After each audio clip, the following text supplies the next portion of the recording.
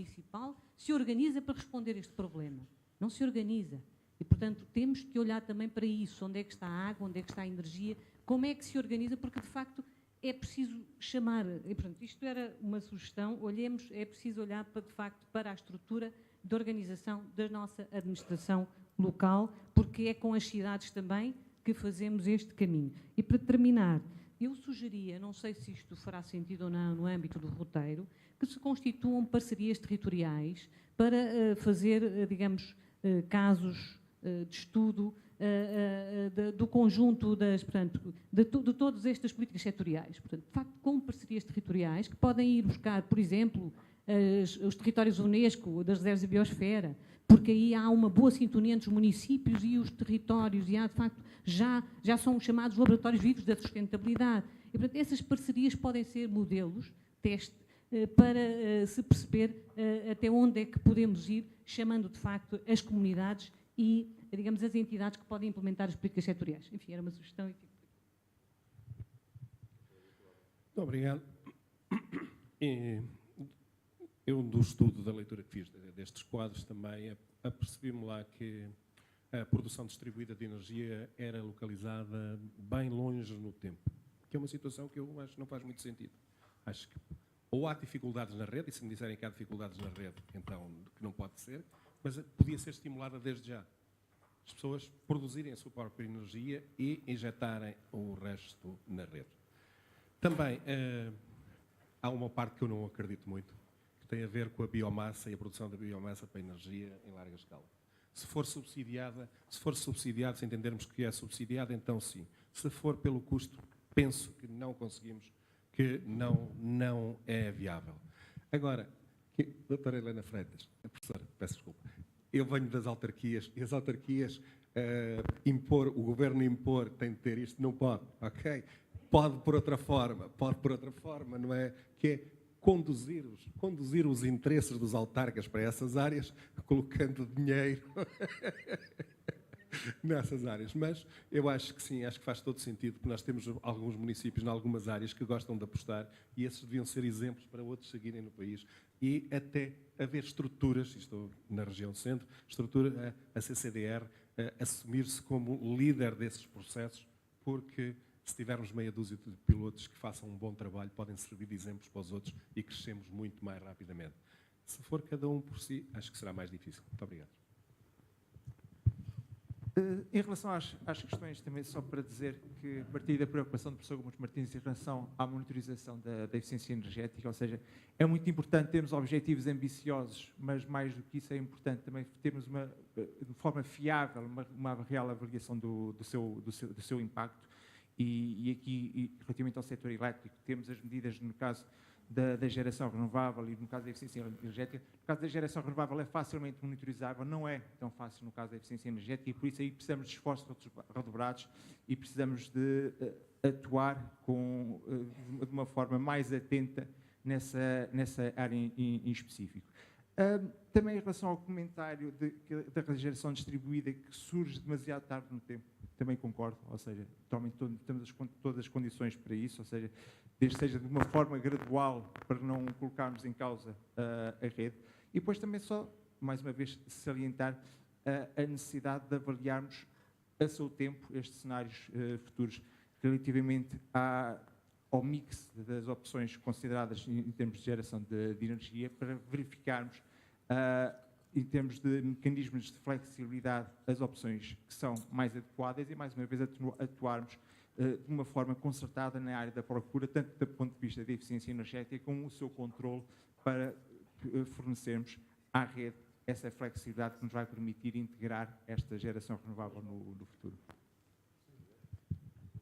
Eu apenas queria dar um contributo concreto, uma sugestão, atendendo à prioridade da eficiência energética que é dada no documento, nas linhas de atuação, considerar algo que não está cá, que é promover as boas práticas de gestão de energia através de implementação de sistemas de gestão de energia ISO 50001.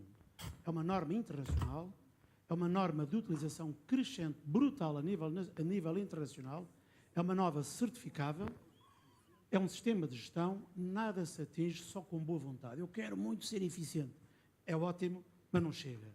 Tem que ser gerido, porque isto é que suporta os investimentos, os registros, a evolução, a formação, tudo o que é feito no sentido de vir a atingir bons resultados.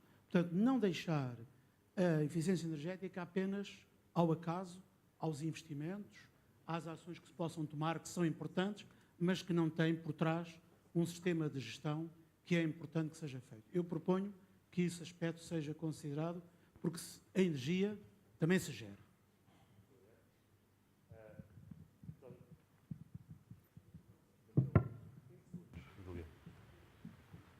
Pode ser em privado? Está bem, então 15 segundos.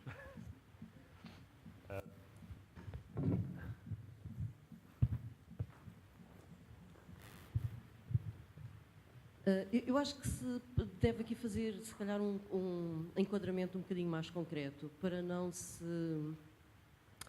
não haver aqui, talvez, alguns mal-entendidos relativamente aos documentos que estão em consulta pública. Estas medidas de eficiência, estas opções ou eficiência energética que surge muito forte nestes documentos técnicos, resultam de uma metodologia que é relativamente simples e que não tem em linha de conta qualquer incentivo, seja ele de que ordem for. Utilizamos o critério de custo-eficácia e utilizamos uma ferramenta que é muitíssimo inteligente. É o consumidor perfeito. Portanto, é uma ferramenta que sabe exatamente fazer as contas à partida, quanto é que, num tempo de vida de uma determinada tecnologia, nós, se a substituirmos, quanto é que ela vai poupar. E faz as contas à poupança de energia, ao custo de investimento e custo de operação e manutenção. Tem a limitação de se assumir que os consumidores ou o industrial é absolutamente perfeito e, portanto, a eficiência energética surge como uma medida de custo-eficácia limpinha. Coisa diferente é a realidade. A realidade é caracterizada por inércia, por informação, por disponibilidade financeira, etc. E nós sabemos que é por ver esta realidade que a política pública deve ter instrumentos de promoção destas medidas que são identificadas neste documento. E, portanto, é bom esclarecer que este documento apresenta um conjunto de opções que, do ponto de vista de custo-eficácia, fazem sentido, mas que, só por si, não vão acontecer. Portanto, a seguir a estes caminhos que aqui estão apresentados nestes documentos técnicos, é preciso pensar agora num novo capítulo, digamos assim, que tem a ver com todos os instrumentos que referiu quando falou. Só fala ao nível de promover a questão relacionada à energia, que é necessário ser mais qualificado. Estou a dizer, promover a implementação de sistemas de gestão de energia. Não. Estou a falar, ainda não estou a falar de incentivo. E não tem que haver. Sim. Promover que há sistemas de gestão de energia, tal como estão aqui outras promoções, capacitação, qualificação. Também tem que haver, senhores industriais, não façam eficiência energética só com boa vontade. Implementem sistemas de gestão. Não há nada. Não estou a falar em incentivo. Bem, já vamos longos e já esgotámos, aliás, fomos muito para lá do tempo que nos era concedido. Eu sei que houve perguntas que ficaram, braços que ficaram no ar e inclusivamente chamaram-me a atenção, mas infelizmente não o tinha visto. Mas agora, se quiser, pode colocar. Mas então, certo, rápida. Rápida, é o Pedro Soares Moura. No roteiro, o armazenamento surge como a massificação do armazenamento surge bastante tardio na década por razões de custo da tecnologia. Eu estive recentemente em Abu Dhabi, na Sustainability Week, e confesso que fiquei com a percepção oposta. E a pergunta que eu tinha a fazer era sobre isso, exatamente. Eu fiquei com a percepção de que, neste momento, a questão do armazenamento não é de todo um problema tecnológico, posso estar enganado, até se é uma dúvida, que é, sobretudo, uma questão de incerteza regulatória e, portanto, importa muito mais para acelerar a adoção de soluções de armazenamento, não esperar para que a tecnologia fique madura, parece-me que ela já é razoavelmente madura, mas sim avançar rapidamente com o enquadramento regulatório e que essa sim é a condição necessária para uma adoção mais acelerada dessas soluções. Era só isto. Sim, sim, concordo. Esta sim eu quero ouvir. Concordo totalmente. Também partilho dessa opinião que, do ponto de vista tecnológico, as soluções já são maduras. Do ponto de vista de custos, ainda estão um pouco, os custos ainda são elevados face ao que seria expectável, mas estão a decrescer de forma acentuada. Mas sim, concordo, do ponto de vista regulatório, é que se calhar o que faz aqui mais falta para enquadrar a utilização deste tipo de soluções, nomeadamente nos edifícios, porque atualmente os custos dela e os incentivos que possam vir a ter com a instalação deste tipo de sistemas para, por exemplo, aumentar o autoconsumo da geração de energia nos próprios edifícios não é o suficiente para rentabilizar estas tecnologias. E do ponto de vista regulatório da capacidade de pôr as tecnologias instaladas no edifício ao serviço da rede, vai ser fundamental para as tornar viáveis. Ou seja, aí 100% de acordo que é do ponto de vista regulatório que falta dar o primeiro passo nesse sentido e depois tirar partido da redução de custos que se prevê nos próximos anos e sim, elas no plano aparecem relativamente tarde, também acredito que elas muito mais cedo podem ser uma realidade numa escala maior. Muito obrigado, ótima resposta. Acabámos o tempo. E agora sim, não temos mais tempo. Queria só dar uma salva de palmas aos membros do painel. E passamos aqui para a intervenção final. Muito obrigado.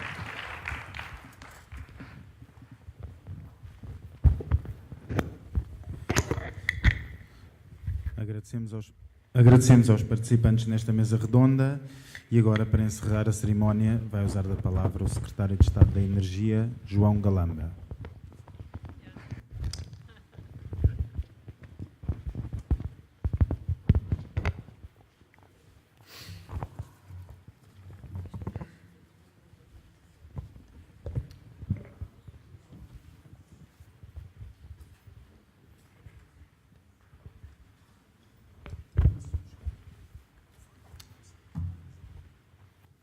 Excelentíssimo Vice-Reitor da Universidade de Coimbra, caros participantes, caros oradores e moderadores. O dia de hoje é o início do nosso roteiro de debate público descentralizado. Faremos 6 sessões, como já foi aqui indicado. Esta é a primeira. Terminaremos nos Açores em março, se não me engano. E o que nós temos plena consciência e que a sessão de hoje também confirma é que o debate é mesmo importante. Este é um documento, pelo menos no que ao PNEC diz respeito, é um primeiro draft, portanto é suposto, pela própria lógica do documento, isto de ser uma versão preliminar, que deve ser enriquecida nestas sessões, em debates temáticos e depois pela consulta pública. Nós não temos muito tempo, mas temos algum tempo para debater e como foi aqui referido pelo Nuno Lacasta na primeira sessão, na primeira apresentação do dia, contamos, ou foi pelo João Bernardo, agora já não me lembro, mas vamos apresentar a versão final, foi pelo João Bernardo, pelo Diretor-Geral de Energia, no final de junho. As metas para o debate é muito importante, mas também, como foi já aqui referido, as metas para o setor de energia são inequívocas. Nós queremos atingir uma incorporação de 47% de fontes renováveis no consumo final de energia e esta matéria não será objeto de debate. O que será objeto de debate é, de facto, o melhor modo de concretizar, como enfrentar de forma diferente certos desafios que serão certamente identificados e que teremos de saber ultrapassar, mas o objetivo final, a missão a que se propõe, quer o roteiro, quer o PNEC, não serão objeto de discussão. Nós queremos mesmo ser neutros em carbono em 2050 e nós queremos mesmo atingir 47% de fontes renováveis no consumo final de energia. A transição energética, da qual o PNEC é um pilar essencial, não é um fardo ou uma obrigação que o país enfrenta e é que vai ter de sujeitar. Entendemos-lo como uma oportunidade. Eu, há pouco, estava a ver um artigo de um jornalista americano que dizia que há 2 anos tinha escrito feito um longuíssimo trabalho sobre transição energética, e ele que era um grande defensor da transição energética, mas esse trabalho assentava no pressuposto de que essa transição energética teria fortes custos no curto prazo. E que depois, mais tarde, ultrapassada esta fase da tormenta, seguir-se-iam os benefícios. Ora, o que esse jornalista escrevia hoje é que, ao fim de 2 anos, vai rever o trabalho que efetuou e que já discorda do que escreveu há 2 anos, porque, afinal, na opinião dele, não há custos. Isto é, de facto, uma oportunidade económica e para todos os setores, para o setor científico, para o setor económico. E é assim, também, que eu e o Governo vemos a transição energética. É como uma oportunidade para o país e é tanto mais uma oportunidade quanto nós não somos, por exemplo, a Polónia. Num país como a Polónia, a transição energética pode ser um custo. Em primeiro lugar, em termos laborais e sociais, porque tem uma grande tradição mineira e esses países poderão ter de avançar mais devagar, têm outros tipos de constrangimentos. Ora, Portugal, de facto, importa todos as fontes de energia fósseis que consome e, portanto, nós temos um incentivo que outros países não têm. Nós não temos nada a perder. Porque nós não ganhamos, de facto, nada em importar o que importamos e não ganhamos nada com a dependência que hoje temos. E, portanto, em vez de falarmos dos custos da transição energética, é mais rigoroso falar dos custos da não transição energética e dos custos de mantermos no modelo em que estamos hoje. Outro exemplo de como as coisas mudam foi aqui dito pelos jornais que o ano passado produziram 50 mil bicicletas elétricas e, se calhar, se o ano passado tivessem perguntado ao setor quanto é que iam produzir este ano, porventura teriam dito as mesmas 50 mil ou pouco mais. Porventura, ninguém teria imaginado que um ano a seguir estariam a produzir 6 vezes mais. E, portanto, eu acho que é destes momentos de disrupção imprevisíveis com os quais nós teremos de lidar, e eu tenho a certeza e a convicção, e o Sr. Ministro também, que muitas das coisas que nós dizemos aqui que vão acontecer daqui a 10 anos, ou daqui a 8, ou daqui a 15, porventura vão acontecer muito mais cedo. O futuro não é uma coisa que está ali à nossa espera, não é? O futuro é uma coisa que, pela sua própria característica, ainda não existe e cabe-nos a nós construí-lo. E, portanto, quanto mais empenhados estivermos neste tipo de políticas, mais rápido o futuro acontecerá. 47% de fontes renováveis no consumo final de energia implica duplicar a capacidade instalada em tecnologias renováveis para a produção de eletricidade por volta de 2027, um pouco antes de 2030. Com estes objetivos em mente, e também porque antes das metas de 2030 existem as de 2020, 31% de renováveis no consumo final de energia, 60% de eletricidade a partir de fontes de energia renovável, estamos desde já a tomar medidas para acelerar o investimento em nova capacidade renovável. As metas são importantes, como é evidente, mas ainda mais importante é assegurar que os consumidores tiram partido da significativa redução de custos associada ao reforço da produção de eletricidade com recurso a fontes renováveis, em particular sol e do vento. Foi por ser importante acelerar o aumento da capacidade renovável e garantir que esse novo investimento se traduz num ganho imediato para os consumidores que desenhámos uma solução para desbloquear os pedidos de sobreequipamentos entre os eletroprodutores eólicos. Segundo estimativas da ERS, estamos a falar de nova potência instalada e elegível de 822 megawatts, a ser instalada em centrais já existentes, onde a essência do impacto ambiental já foi acautelado e onde se vai poder tirar partido da capacidade de rede desaproveitada. O sobreequipamento é, por isso, uma via racional e muito eficiente que não deve continuar a ser desperdiçada. Por esse motivo, assinei uma portaria, na segunda-feira, que dispensa parecer da ERS caso o operador opte por uma tarifa de 45 euros por megawatt durante 15 anos. Estamos a estudar, para além da questão do sobreequipamento, também a regulamentação do repowering, que é a substituição de aerogeradores por novos aerogeradores mais potentes, mais eficientes, e estamos também a estudar a possibilidade de avançar com sistemas híbridos, onde em parques eólicos já existentes se pode acoplar um parque fotovoltaico, tirando partido da ligação à rede e da rede já existente. E, portanto, isto é uma forma de acrescentar capacidade adicional sem sobrecarregar a rede, é o contrário, é utilizar a rede até à capacidade que está, de facto, disponível e que não é hoje utilizada. E isto também é uma forma de garantir mais eficiência no aumento de capacidade, ou seja, não honorando extremamente a rede e tirando partido das capacidades já existentes e também, ao aliar eólico e fotovoltaico, a mistura de tecnologias também permite ganhos de eficiência significativos. Por absurdo que possa parecer, a fonte de energia endógena que mais caracteriza o nosso país aos olhos do mundo é também a mais subaproveitada. Na realidade, não vale a pena iludir-nos, no que ao solar diz respeito, o reforço de capacidade tem sido manifestamente insuficiente. E se nada fosse feito, esse reforço continuaria a ser insuficiente, pondo mesmo em causa os compromissos do país que constam do PNEC. Dos 1.240 megawatts de potência fotovoltaica licenciados, cerca de 50, um pouco mais agora, foram instalados. Perante este cenário, nós iremos dar resposta aos entraves técnicos à expansão do solar por falta de capacidade de rede. assim que tiver em minha posse o parecer do Parlamento, soube hoje que foi hoje aprovado, o PDIRT, o Plano de Investimentos da REN, foi hoje aprovado. É a primeira vez que este plano teve um parecer positivo da ERSE, foi agora aprovado no Parlamento e será a primeira vez que será aprovado por um Secretário de Estado de Energia. O próximo PDIRT, que vai ser apresentado já em março ou abril deste ano, já foi comunicado à REN que ele deverá ser elaborado tendo em vista as metas e os objetivos do Plano Nacional de Energia e Clima, coisa que até agora os planos de expansão da rede não tinham em conta isto. O próximo da REN terá, porque de facto nós não poderemos atingir a capacidade instalada prevista no plano sem reforços significativos de rede. Obviamente nós não queremos gerar redundâncias de rede e, portanto, nós investiremos tanto em redes quanto necessário para atingir as metas do PNEC, mas o mínimo possível. E daí a importância de questões como o sobreequipamento, o repowering e também os sistemas mistos, onde juntamos fotovoltaico com eólico. Então, são tudo formas de aumentar a capacidade instalada, minimizando os impactos na rede e, portanto, minimizando as necessidades de investimentos futuros na rede. A questão do armazenamento também é uma forma de minimizar os investimentos em rede.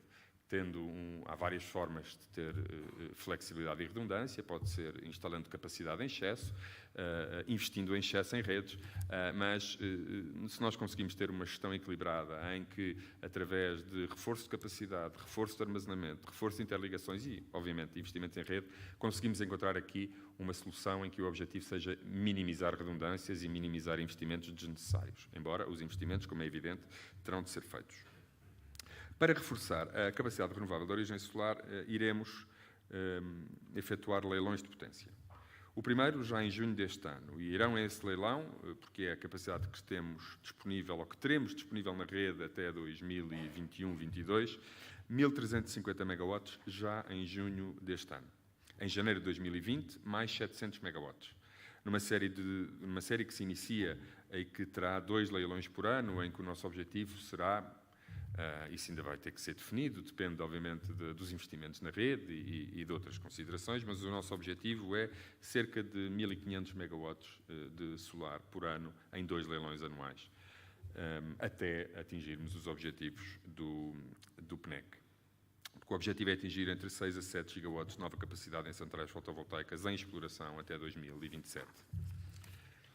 Num cenário de forte procura por licenças de produção, os leilões são a melhor forma de dar vazão a essa procura, acelerando a realização do investimento em nova capacidade, dando prioridade aos projetos com menores custos e com maiores garantias de execução, permitindo uma melhor articulação entre o processo de emissão de licenças e os investimentos em nova capacidade de rede e também a evolução esperada dos consumos.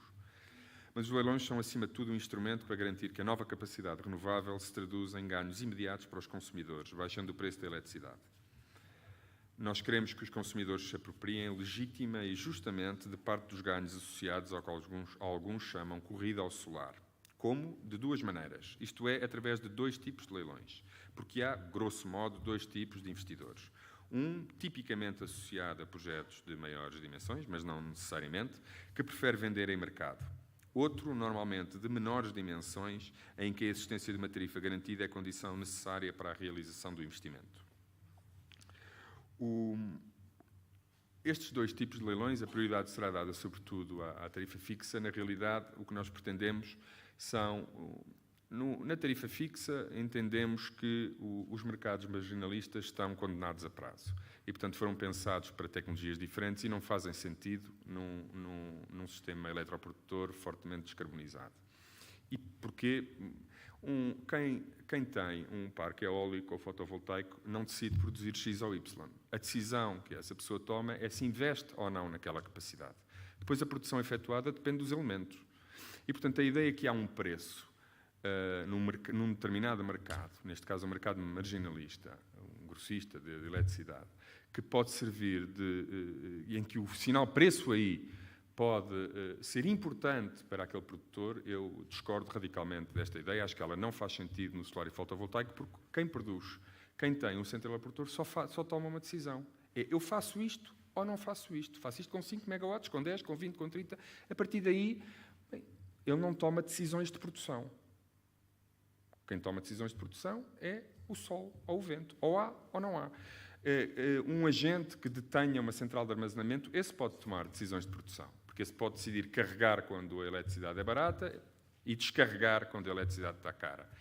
Quem tem uma central a gás pode decidir produzir mais ou menos. Agora, os produtores eólica e fotovoltaica, a ideia de que o mercado faz sentido, eu discordo dessa opinião e acho que o futuro será um mercado de capacidade por via de leilões para a realização de novos investimentos em potência e de capacidade depois para outros serviços, como seja o armazenamento. Mas o mercado marginalista, o que os especialistas chamam o energy only, eu acho que esse mercado é um mercado condenado a prazo, porque depende fundamentalmente de pressupostos que existem no gás, existem no carvão, mas não existem nas tecnologias que podemos promover e, portanto, não podem ser o horizonte, se quisermos, de referência para um mercado radicalmente diferente daquele que justificou a existência, que justifica hoje a existência desses mercados. É também por essa razão que os leilões são uma boa oportunidade de evitar vender em mercado. Muita gente pensa que no passado as renováveis tinham subsídios e que agora chegou o tempo de acabar com os subsídios e de vender no mercado. Isto não é uma boa notícia para os consumidores. Isto é uma péssima notícia para os consumidores, porque o que é preciso não é vender ao preço de mercado, é vender abaixo do preço de mercado. E porquê? Porque o preço do mercado hoje é definido pelo gás. Ora, o gás produz a um custo muito mais elevado do que a eólica e o fotovoltaico. E, portanto, dizer aos consumidores não há mais subsídios, agora vamos vender em mercado para vos ajudar, é mau para os consumidores. O que os consumidores querem é que se venda abaixo do preço de mercado. Como? Através de leilões. Todos os leilões realizados de renováveis nos últimos tempos em toda a Europa são abaixo do preço de mercado. Mesmo em países com metade das horas de sol que nós temos, como na Alemanha, os leilões de fotovoltaico foram abaixo do preço de mercado.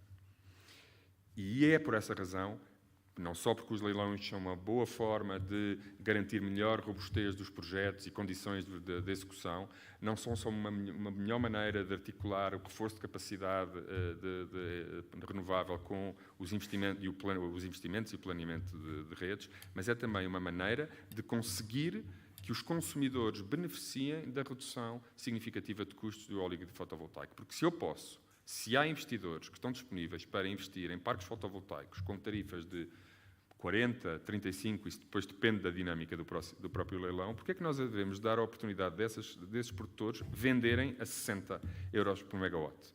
O que nós devemos é, se eles estão disponíveis a investir por 40, ok, uma tarifa garantida de 40 ou de 30, não sei, veremos o que dá o leilão, e a diferença entre o valor dessa tarifa e o valor em cada momento do preço de mercado, que mais uma vez repito, é hoje e vai ser durante bastante tempo, enquanto o sistema elétrico não for 100% renováveis e não houver armazenamento para substituir e podemos prescindir, por exemplo, do gás, enquanto isso não acontecer, o preço de mercado será sempre definido pelo gás.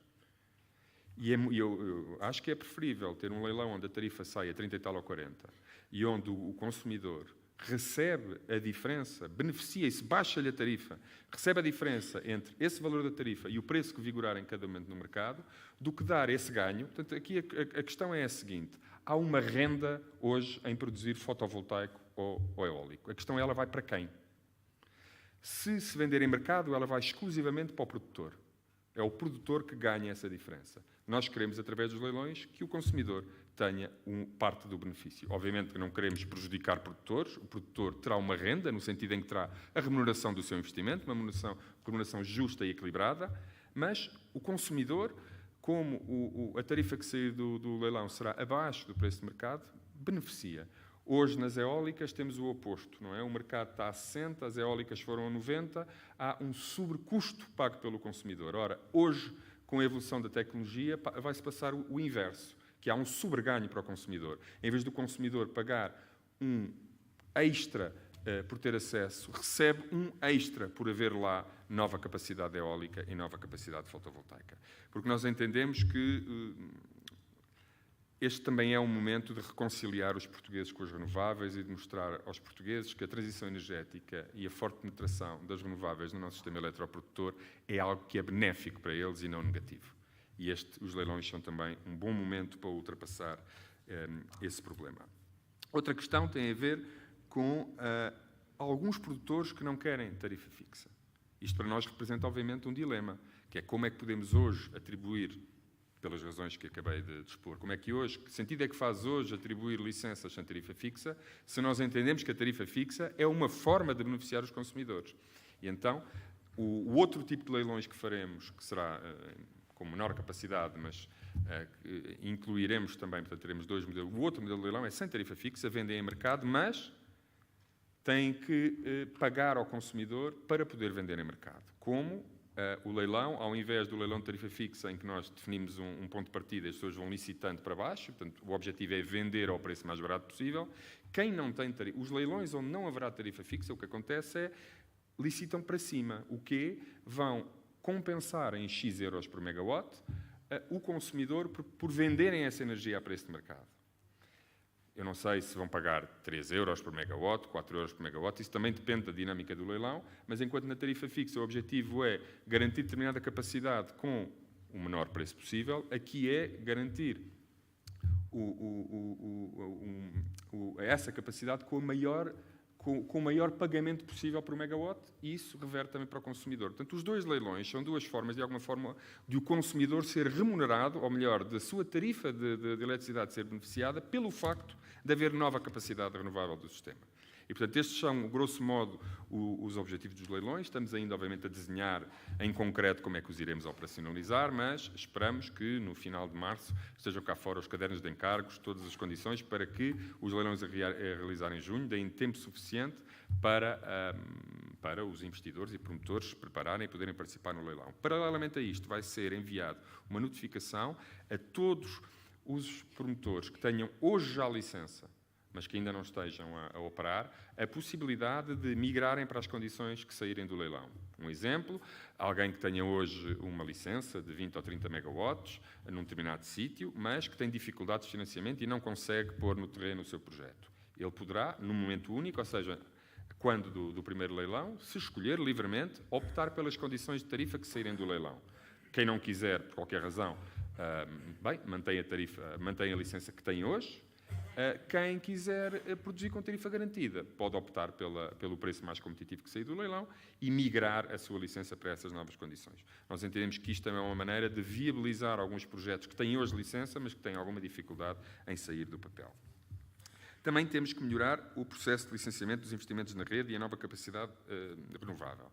Não basta criar leilões ou criar mecanismos para que haja nova capacidade, se nada fizermos em relação aos processos de licenciamento, quer para as questões de rede, nomeadamente para o PEDIRT na REN. O PEDIRT da REN vai ter que ter antecipação de alguns investimentos e reforços de linhas e, portanto, se nós não criamos condições para que o licenciamento desses mesmos projetos aconteça, nós podemos ter aqui problemas no cumprimento das metas, e o mesmo para o licenciamento das próprias centrais. Nós temos hoje processos longos e demorados de licenciamento e nem sempre se deve a problemas em instituições públicas. Estou aqui a olhar para o Nuno, nem sempre se deve à APA. Deve-se, por exemplo, em grande medida, a prazos demasiado que têm que ser apertados para a própria REN e EDP, que demoram a responder aos promotores, que demoram 2 anos a instalar os painéis de ligação. Portanto, nós temos que fazer aqui várias mudanças para que, para além de ter uma estrutura de acompanhamento, como falou aqui a Helena Freitas, obviamente que isto vai ter que ter uma estrutura forte de acompanhamento e monitorização deste plano, mas nós temos que fazer alterações nos prazos e modelos de licenciamento para garantir alguma celeridade e que as metas não são postas em causa por razões que nada têm a ver com a eficácia dos leilões ou a disponibilidade de determinados agentes para investir. Nós, também foi aqui referido, e será uma prioridade, o nosso objetivo é antecipar algumas das metas que ali vêm. Eu falo agora em concreto do solar descentralizado.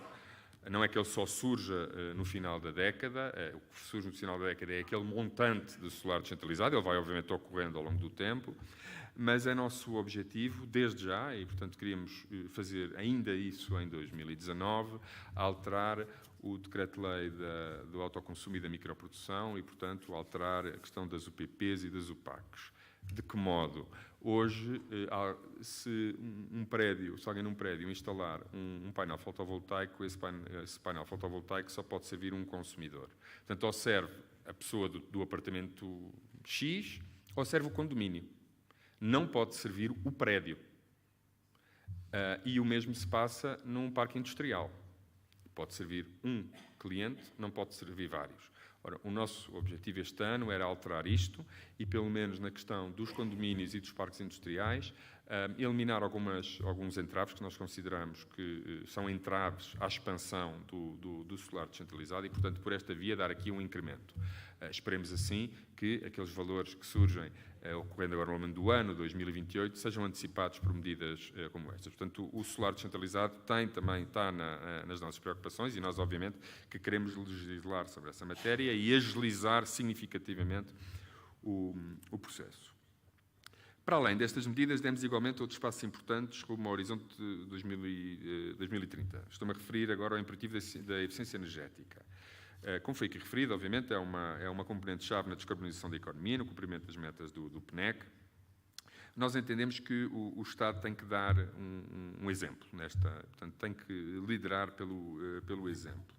E por isso é que estamos empenhados em viabilizar um conjunto alargado de projetos de eficiência energética na administração central do Estado, que se encontravam suspensos por uma série de constrangimentos, sobretudo regulamentares, próprias regras do POCUR, e que irão agora poder ser executados. São 102 operações cofinanciadas por fundos europeus, ao abrigo do Programa Operacional de Sustentabilidade e Eficiência no Uso de Recursos, POCUR, um investimento global conconsiderável de 144 milhões de euros, que irá dar retorno de múltiplas formas. Nós já tivemos o ok das finanças para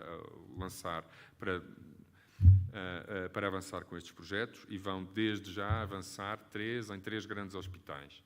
No Hospital de Santa Maria, o Hospital de Baixo Voga e agora falta-me aqui de memória, não me consigo lembrar do terceiro. Mas eu queria só falar do Hospital de Santa Maria porque é bastante emblemático e era importante iniciarmos estes projetos exatamente por Santa Maria. Porquê? Porque é o edifício de todo o Estado que mais consome energia.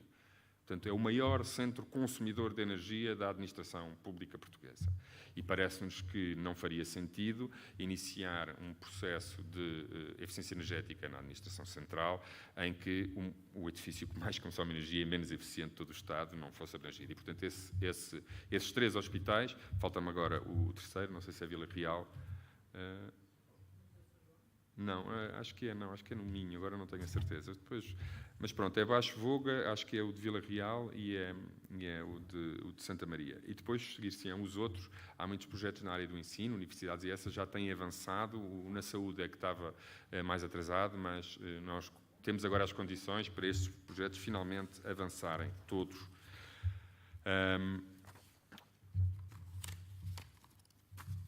O futuro da energia é complexo e exige muito trabalho, de forma a criar um melhor enquadramento técnico, económico e regulatório que permita acomodar e otimizar a eficiência energética, a massificação das renováveis, a eletrificação da mobilidade, o armazenamento descentralizado. Sempre teríamos o combate à pobreza energética e o apoio aos consumidores mais vulneráveis, nomeadamente através da tarifa social. O Plano Nacional Integrado de Energia e Clima, 2021-2030, na versão preliminar que se abre agora à discussão pública, concorre para a política europeia de combate às alterações climáticas e as consequentes mudanças globais no uso mais eficiente dos recursos. Isto numa perspectiva dinâmica de progresso socioeconómico proporcionado pelos ganhos de competitividade e sustentabilidade associados à transição para uma economia verde. Portugal está profundamente empenhado na transformação estrutural do seu modelo de desenvolvimento, procurando, desta forma, criar condições para uma maior coesão e convergência no contexto europeu. A descarbonização e a transição energética devem ser encarados como desígnios mobilizadores de toda a sociedade portuguesa. Esta é uma grande oportunidade estratégica para o país, o que implica a mobilização de todas as partes envolvidas. E pronto, é tudo. Muito obrigado.